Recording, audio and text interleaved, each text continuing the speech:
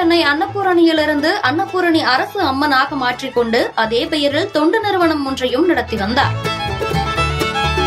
இந்நிலையில் திடீரென தன்னை கடவுளின் மறு அவதாரம் என கூறத் தொடங்கினார். இவரை நம்பி பக்தர்களும் அவரிடம் ஆசி பெறத் தொடங்கினர். இதற்கு பலத்த எதிர்ப்பு எழுந்த நிலையில் இவை சமூக வலைதளங்களில் பரவி சர்ச்சையை ஏற்படுத்தியதோடு அன்னபூரணி மீது பல விமர்சனங்களையும் மீம் டெம்ப்ளேட்களுக்கு கண்டென்ட்களையும் கூட வழங்கி வந்தது. ஆனால் இவை எதையும் கண்டுகொள்ளாத அன்னபூரணி தொடர்ந்து யூடியூபில் ஆன்மீக சொற்பொழிவை நடத்த தொடங்கினார்.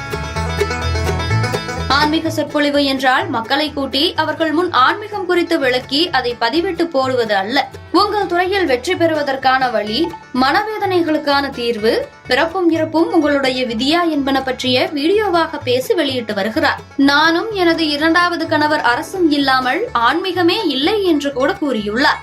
கடவுள் என்று சொல்லிக் கொண்டிருந்த அவருக்கு யாரும் கோவில் கட்ட முன்வராத நிலையில் அவருக்கு அவரே கோயிலும் கட்டிக் கொண்டார்.